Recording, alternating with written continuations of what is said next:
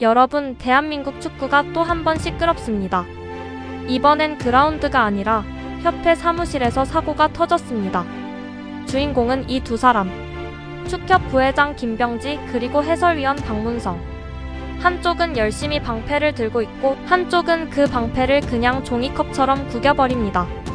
오늘은 이 두 사람의 발언을 하나하나 뜯어보면서 대체 축구협회 안에서 무슨 일이 벌어지고 있는지 같이 확인해 보겠습니다. 시작하겠습니다. 축구 안 좋아하시는 분들도 계실 텐데 오늘 이야기는 축구팬이 아니어도 한 번쯤 들어보실 만한 내용입니다. 왜냐하면 이게 그냥 스포츠 뉴스가 아니라 우리 세금이 어떻게 쓰이고 그걸 감시해야 할 사람이 어떤 태도를 보이는가에 대한 이야기이기 때문입니다. 축구협회는 공적인 예산이 상당 부분 투입되는 조직입니다. 대표팀 운영비, 감독 연봉, 각종 지원금까지 이 모든 게 결국 국민 세금과 무관하지 않습니다. 그런데 그 조직의 핵심 임원이라는 사람이 공개적으로 어떤 발언을 하고 다니는지 그리고 그 발언에 어떤 반박이 나왔는지를 보면 지금 이 조직이 어떤 상태인지 대략 감이 잡히실 겁니다. 자, 그럼 본격적으로 첫 번째 사건부터 살펴보겠습니다. 먼저 첫 번째 사건입니다. 클린스만 감독 선임 과정 다들 기억하시죠? 축구팬이라면 누구나 한 번쯤 고개를 갸웃했던 그 유명한 깜깜이 선임 사건입니다. 이 논란에 대해 김병지 부회장이 방송에 나와서 방어에 나섰습니다. 그런데 그 방어 논리라는 게 들으면 들을수록 뭔가 이상합니다. 김병지 부회장이 이렇게 말합니다. 과거를 보잖아요. 그 앞에 있는 감독들 등등 보면 다 성공을 해서 대한민국 축구 감독이 됐냐? 절대 그렇지가 않아요. 다 면접을 통해서 생각들 하고 다 검토를 하는 거죠. 자, 여러분. 이 말을 한번 곱씹어 봅시다. 예전 감독들도 다 성공한 건 아니었다. 이게 지금 변명이 되는 겁니까? 이건 마치 시험을 망친 학생이 저 말고도 시험 망친 애들 많아요라고 말하는 것과 똑같습니다. 그게 왜 내가 잘했다는 근거가 되나요? 논점은 성공했냐 실패했냐가 아니라 선임 과정이 투명했냐였는데 갑자기 화제를 훅 돌려버립니다. 이걸 축구 용어로 하면 뭐다? 그냥 공을 아무데나 뻥 차버린 겁니다. 클리어링이죠. 문제는요, 상대가 하필 박문성이었다는 겁니다. 박문성 위원이 누구입니까? 축구팬이라면 다 아는 논리로 상대를 압살하기로 유명한 해설위원 아닙니까? 이 양반이 가만히 듣고 있다가 딱 한마디로 정리를 해버립니다. 과정은 불투명했고 내용은 납득이 가지 않는다. 클린스만 감독은 이미 국제 무대에서 검증이 끝난 사람. 수많은 사람들이 주위에서 우려했던 것 큰일 난다. 과정도 불투명했고 내용도 납득이 되지 않았는데 이거는 클린스만 감독이 그럼 선임 자체가 문제가 있었던 거고 클린스만 감독을 선임한 축구협회가 책임을 져야 되는 것이 아니냐. 여러분, 이게 바로 논리력의 차이라는 겁니다. 김병지 부회장은 과거에도 그랬다는 물타기를 시전했는데 박문성 위원은 곧바로 핵심을 찌릅니다. 감독이 검증이 안 된 사람도 아니었는데 왜 저렇게 됐냐. 그럼 뽑은 사람들 책임 아니냐. 이건 정말이지 반박 불가능한 팩트 폭격입니다. 이쯤 되면 김병지 부회장 입장에서는 그냥 조용히 있는 게 상책이었을 겁니다. 괜히 방송 나가서 입 열었다가 본인 논리의 허점만 만천하에 드러낸 셈이 됐으니까요. 솔직히 말해서 시청자들도 다 압니다. 아, 이분들이 지금 뭘 감추고 싶어서 저러시는구나 하는걸요. 축구 팬들 사이에서는 이 장면이 두고두고 회자됩니다. 박문성한테 걸리면 답이 없다는 말이 괜히 나온 게 아니죠. 자, 여기까지가 1부였습니다. 그런데 진짜는 지금부터입니다. 본격적으로 다음 사건 들어가기 전에 클린스만 감독 선임이 왜 그렇게까지 두고두고 까이는지 잠깐 짚고 넘어가겠습니다. 이미 아시는 분들도 많겠지만 처음 접하시는 분들을 위해 간단히 정리하겠습니다. 당시 축구협회는 새 감독 선임을 진행하면서 후보군이 누구인지, 어떤 기준으로 심사하는지, 면접이 실제로 어떻게 진행됐는지 이런 기본적인 정보를 팬들에게 거의 공개하지 않았습니다. 그러다가 어느 날 갑자기 클린스만 감독 선임이라는 발표가 툭 나옵니다. 팬들 입장에서는 마치 소개팅도 안 시켜주고 결혼식부터 통보받은 느낌이었을 겁니다. 게다가 선임 발표 이후에도 국내 상주 없이 외국에서 원격으로 팀을 운영한다는 사실이 알려지면서 논란은 더 커졌습니다. 전술적인 색깔이 뚜렷하지 않다는 지적도 계속 나왔고요. 결국 이 모든 우려가 현실이 되면서 대회 성적 부진과 함께 대대적인 비판을 받고 마무리가 됐던 사건입니다. 그러니까 팬들이 화가 난 지점은 단순히 성적이 안 좋아서가 아니라 애초에 이렇게 될 줄 알았는데 왜 아무도 막지 않았느냐는 겁니다. 박문성 위원이 지적한 게 바로 이 부분이죠. 검증이 안 된 사람도 아니었는데 결과가 이렇게 됐다는 건 애초에 뽑는 과정 자체가 잘못됐다는 뜻 아니냐. 이 말이 왜 뼈아프냐면 반박할 구석이 없기 때문입니다. 김병지 부회장이 할 수 있는 최선의 반박이라는 게 겨우 예전 감독들도 다 성공한 건 아니다 정도였다는 게 이 논란의 민낯을 그대로 보여준다고 할 수 있습니다. 자, 배경 설명은 여기까지 하고 이제 진짜 두 번째 사건으로 넘어가 보겠습니다. 이번엔 정말 역대급입니다. 배경 설명부터 드리겠습니다. 홍명보우가 월드컵에서 광탈한 이후 축구협회 임원진의 책임론이 다시 불거졌습니다. 그리고 자연스럽게 왜 국가대표팀 운영에 국민 세금이 이렇게 많이 들어가느냐는 질문이 도마 위에 올랐습니다. 이 질문에 대해 김병지 부회장이 정면으로 반박하고 나섰는데 그 발언 내용이 정말 상상을 초월합니다. 일단 본인 입장에서는 억울하다는 겁니다. 난 내 할 일을 열심히 했다는 취지의 항변을 하면서 세금 투입 문제에 대해서도 나름의 논리를 펼칩니다. 그런데 이 논리라는 게 들어보면 정말 고개를 갸웃하게 만듭니다. 요약하자면 이렇습니다. 고액 연봉을 받는 선수들은 소득세로 연봉의 절반 정도를 나라에 낸다. 그러니까 세금으로 연봉을 지급해도 결국 그 돈이 다시 세금으로 거치니까 사실상 페이백이다. 그러니 문제될 게 없다. 여러분, 이거 한번 진지하게 생각해봅시다.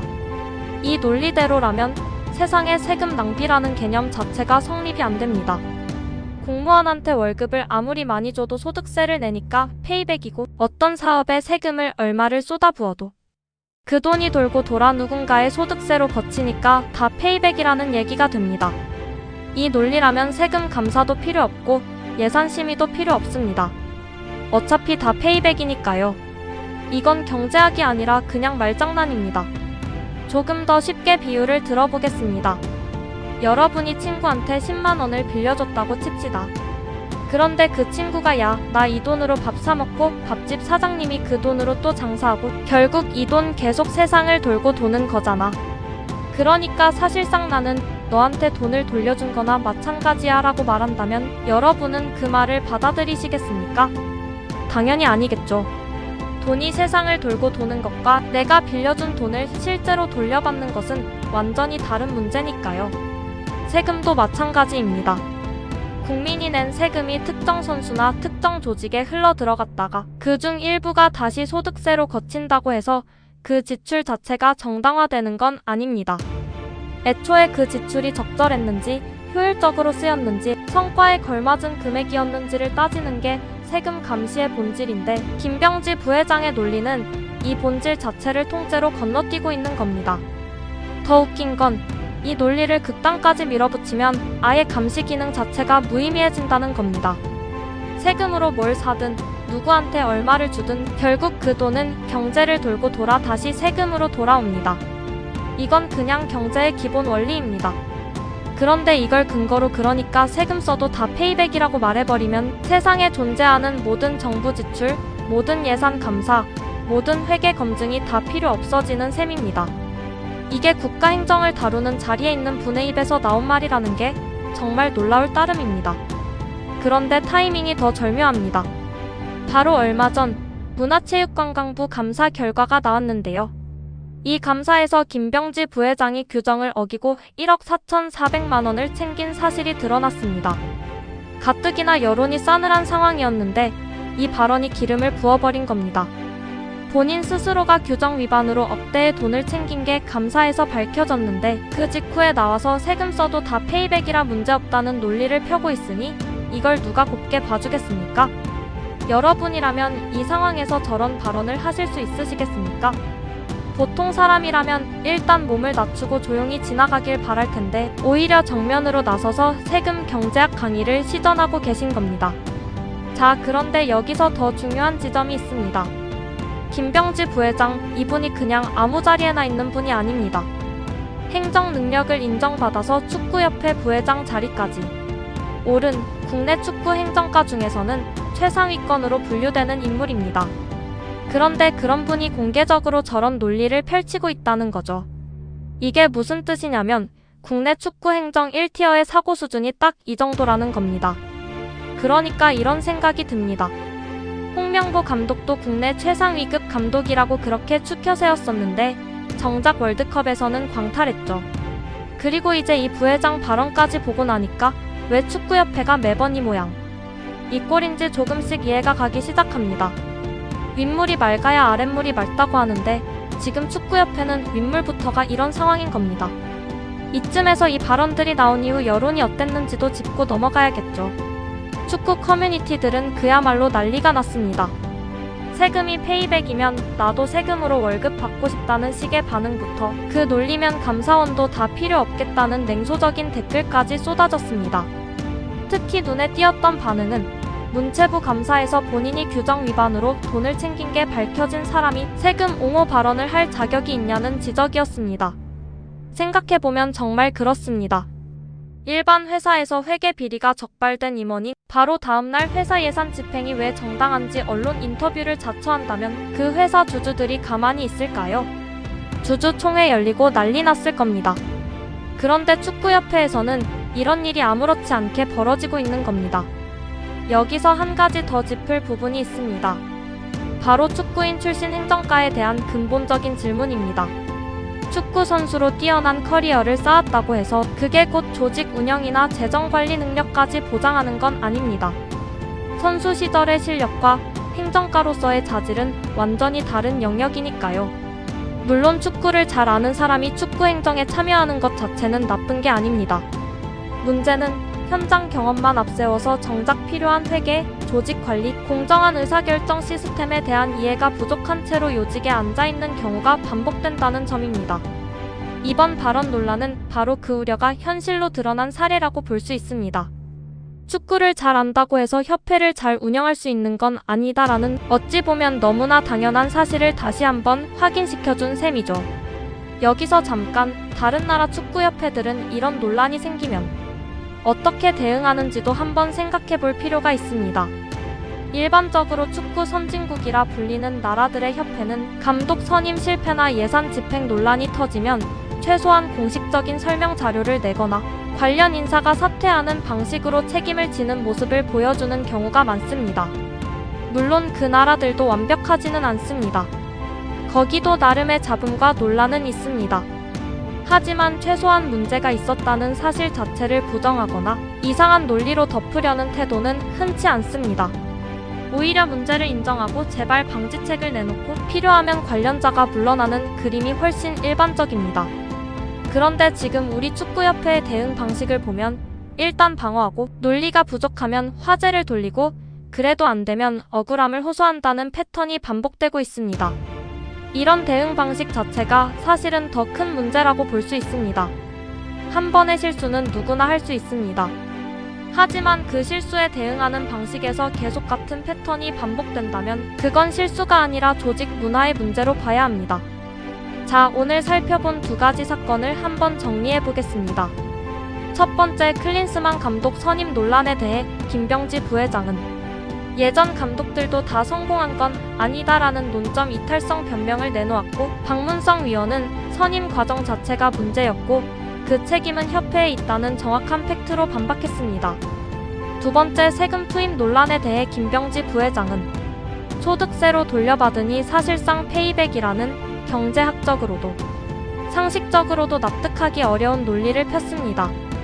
그것도 본인이 규정 위반으로 억대의 돈을 챙긴 사실이 감사에서 드러난 직후의 말이죠. 두 사건을 관통하는 공통점이 하나 있습니다. 바로 본질을 피해가는 화법입니다.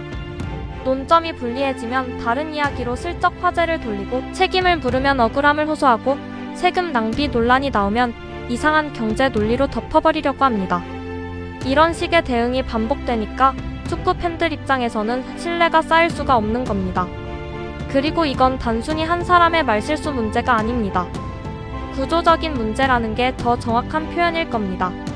감독 선임 과정이 불투명해도 아무도 책임지지 않고 세금 집행에 대한 의문이 제기돼도 정면 돌파가 아니라 이상한 논리로 덮으려 하고 정작 본인의 규정 위반이 감사에서 드러나도 태도에 큰 변화가 없습니다. 이 모든 게 하나의 흐름으로 이어져 있다는 게 이번 사건을 통해 더 선명하게 드러났습니다. 팬들이 원하는 건 사실 거창한 게 아닙니다. 과정을 투명하게 공개하고 잘못이 있으면 인정하고 세금이 어떻게 쓰이는지 납득할 수 있게 설명해달라는 그야말로 기본 중의 기본입니다. 그런데 이 기본이 자꾸 지켜지지 않으니까 매번 이런 논란이 반복되는 겁니다. 홍명보호의 부진, 클린스만 선임 논란, 그리고 이번 세금 발언까지 하나씩 떼어놓고 보면 별개의 사건 같지만 사실은 다 같은 뿌리에서 나온 문제라고 볼 수 있습니다. 바로 책임지지 않는 구조, 그리고 설명하지 않는 조직 문화입니다. 이 구조가 바뀌지 않는 한 대표팀 성적이 어떻게 나오든 앞으로도 비슷한 논란은 계속 반복될 가능성이 높습니다. 여러분은 오늘 두 발언 어떻게 보셨습니까? 김병지 부회장의 해명이 납득이 가시나요? 아니면 박문성 위원의 지적이 더 타당하다고 느껴지시나요? 댓글로 여러분의 생각 남겨주시면 다음 영상에서 같이 다뤄보겠습니다. 오늘 영상 재밌게 보셨다면 구독과 좋아요 큰 힘이 됩니다. 그리고 혹시 주변에 축구 좋아하는 친구, 가족 있으시면 이 영상 한번 공유해주세요. 이런 이슈는 많은 분들이 알고 관심을 가져야 협회도 조금씩이라도 변화할 수 있다고 생각합니다. 앞으로도 축구협회 관련 소식, 논란이 될 만한 발언이나 결정이 나올 때마다 놓치지 않고 정리해서 가져오겠습니다. 댓글창에서 여러분과 이야기 나누는 것도 항상 기대하고 있습니다. 오늘 영상은 여기서 마치겠습니다. 끝까지 시청해주셔서 감사합니다. 다음 영상에서 뵙겠습니다.